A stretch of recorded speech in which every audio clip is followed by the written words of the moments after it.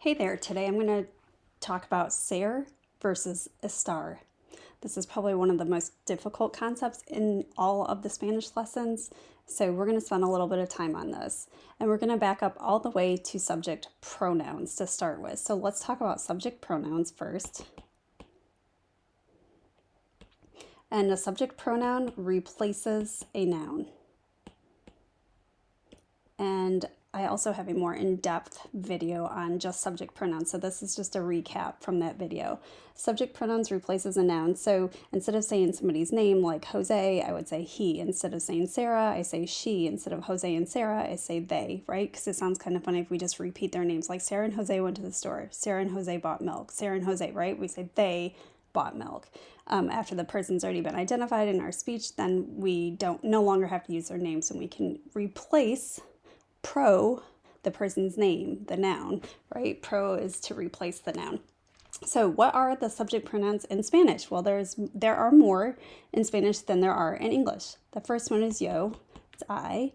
Two is you, and that's the informal. And we use that with people with whom we speak on a first name basis. Okay, so this would be a casual person that I'm speaking to, like a friend or somebody who's of an equal authority. So maybe a classmate, right? So I wouldn't use to form with a teacher or a principal or the cop or the judge, right? All right, and then we have el, ella, and usted. And these are all categorized in one group. They are all going to conjugate later. When we conjugate verbs, they're all going to go together.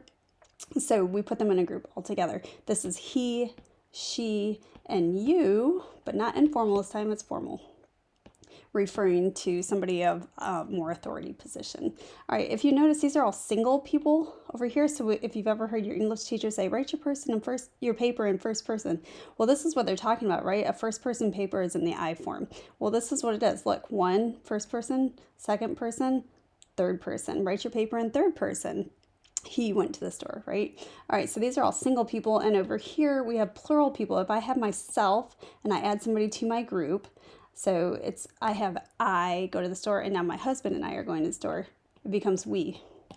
And because my husband is a guy, it goes to the nosotros form, the male form. It means there's at least one guy in the group.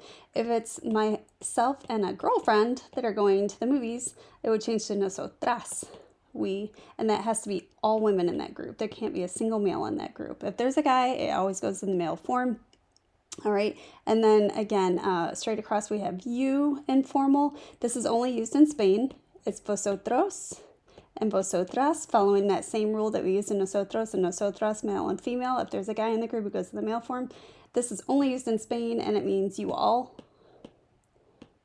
or y'all, or you guys, and it's informal. So the teacher might be addressing the class and say, vosotros have an exam. You all have an exam. Let's take this one, he, and pluralize it. If he is with another person, it becomes they. That is ellos. If it's they with all girls in the group, it becomes ellas. And usted with another usted. So I'm addressing two principals, for example, or two teachers. I would say you all, ustedes, formal from Spain. So in Spain, this would be formal because they have the informal vosotros. Only formal in Spain. Everywhere else, this is y'all or you all, and it's informal in all the other Spanish-speaking countries. Spain just happens to be special. This, again, was they, and there has to be a guy in the group, and they, and there has to be only girls in that group. And I went into that much, much more in depth than I had expected to. So if you already knew this, hopefully you fast-forwarded through all that. All right, and so let's create another screen here. That is subject pronouns.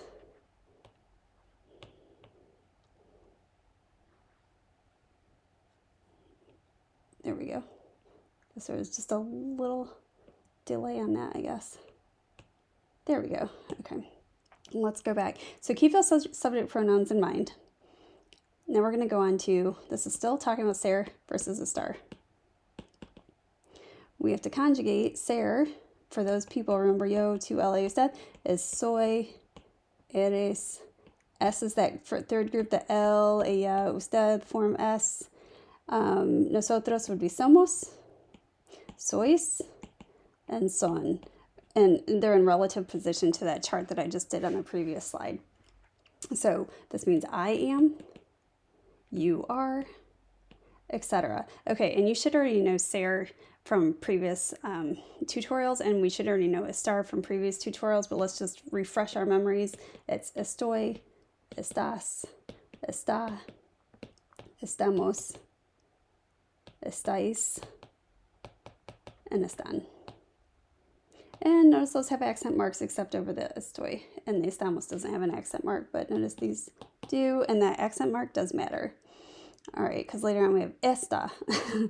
So let's keep that in mind, ser versus estar. So they have two meanings. Ser is to be, but we use it in different contexts. And estar means to be, but we use it in different contexts. And there are probably about 7 different uses of ser, but in elementary Spanish, we only cover a few of those. And one of those is identification. So soy Jen. I am Jen. I'm telling you who I am. My origin, soy de Michigan. Or you might say, eres de Michigan? Are you from Michigan? Origin, profession, soy profesora, or job. So the profession, profesión. Spelled that wrong, profesor. You might say, somos estudiantes. The class is speaking and it says somos estudiantes, right? It's your profession or your identification. We also use this with inherent characteristics, and that's not a very common word, so let's talk about what that means. Inherent characteristics are the qualities or characteristics that you are born with. Like, soy rubia, I'm blonde. And yes, I can change that, but inherently, I am born that way, right? Soy rubia, soy baja. And if we're talking about somebody else, we might say, ella es delgada. She's thin. Él es delgado, and so on. So we use it for inherent characteristics. Those are the main 4. Later on, you're also going to see time. We say son las dos. Son las tres, so time is another one. Let's squeeze that one in there. Okay, and then we have estar, and there's also some weather conditions that are under ser, but we haven't gotten to those yet. So estar, it's a little bit more succinct. We use it to talk about our feelings and emotions. Estoy deprimida. I'm depressed. Oh, pobrecito. Pobrecita, she's a girl, deprimida. Estoy bien. ¿Cómo estás? Estoy bien. That's your well-being. That's more your well-being. Estoy bien. Estoy enferma. I'm sick, right? And we also use this with our, I almost forgot for a second, with our location. Estoy en clase. Not to be confused with our origin. Remember, our origin is where we are from. This is a key word in that one. Location is where I am right now, or where something is located, like el restaurante está in President Street or something. So our location. We do use estar with a few weather expressions, which we haven't really gotten into weather expressions yet, but just kind of keep that in the back of your mind. There's a couple weather expressions, and the last one is with gerunds, and we also have not learned this, but it's in English, it's the ing. I am swimming. I am, so the estar, right, means I am, estoy nadando. I am swimming. And we haven't learned how to form that yet, but so those are just a few. You don't need to know this one right now. These are the 3, the feelings, emotions, well-being, and location. And these inherent characteristics, time, profession, origin, identification. All right, and those are the differences of ser and estar. Let's practice a little bit. Let me open another slide here. Give me just a second for that to upload. I know this is a long tutorial. Please be patient with me. There we go.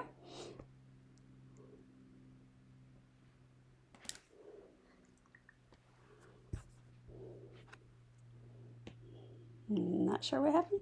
That just paused for a second. All right. And so let's talk about a couple expressions with ser, or a couple phrases like yo blank. I can't think of anything right now.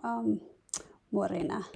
So somebody who's brown haired would say yo blank morena, and then you have to fill in the blank with the conjugation for ser. We conjugated those verbs on the previous slide. So yo what? Soy morena. Well, actually, let's do a couple with choosing ser or estar. And why did we say soy? Because this is an inherent characteristic, right? We're born that way. Let's try another one. Yo blank en un restaurante. Okay, so think about it. Is it ser or estar, and why? What was the reason on the previous slide? Why did you choose ser or estar? And then how do you conjugate ser or estar depending on which one you chose? You can pause this if you need time to think about it. Yo estoy. And it would be because it's a location. Okay, let's talk about somebody else instead of ourselves. I feel a little self-centered right now, talking about myself with all these sentences. Let's talk about Pablo. Blank de Cuba. Okay, a little red flag should go off. If you see this word de, that's an indicator.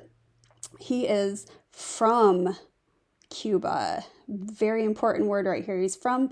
So pause the video for a second if you need to think about which one you would use. And it is Pablo es, using the verb ser, and it's because it's his origin. What if Pablo is in class?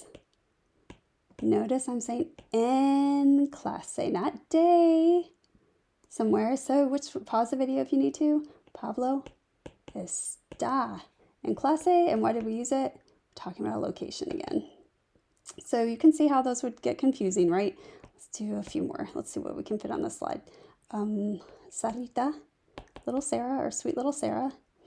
Blank. Enojada. She is angry. Pause the video if you need some time to think about it. Está enojada. And it's her feelings or her emotions. So we used the star on that one. Let's go back to Pablo. Let's talk about Pablo and Sarita.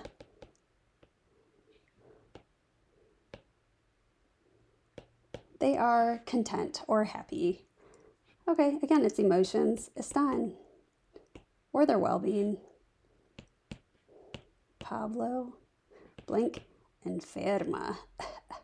Or he has a cough. Okay, so he has a cough. He is sick. Which one do I use?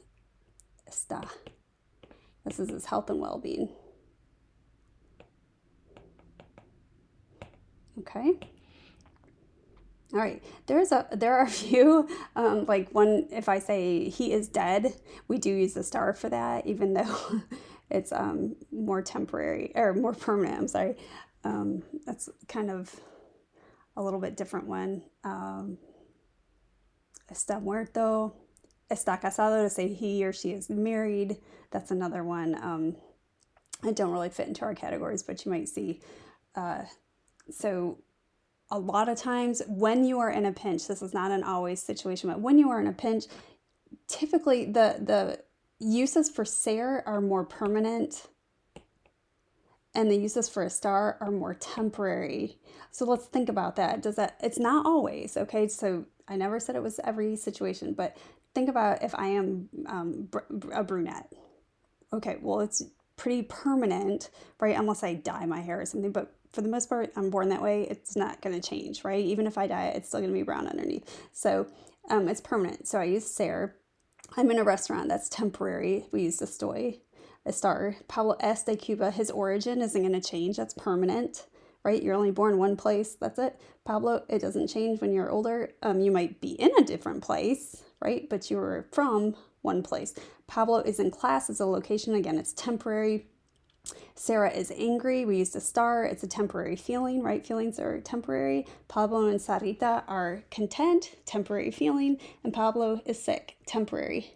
those things change. So in a pinch, if you are really stuck and you don't know which one to use, think permanent is more ser, or ser is more permanent typically, and Estar is more temporal.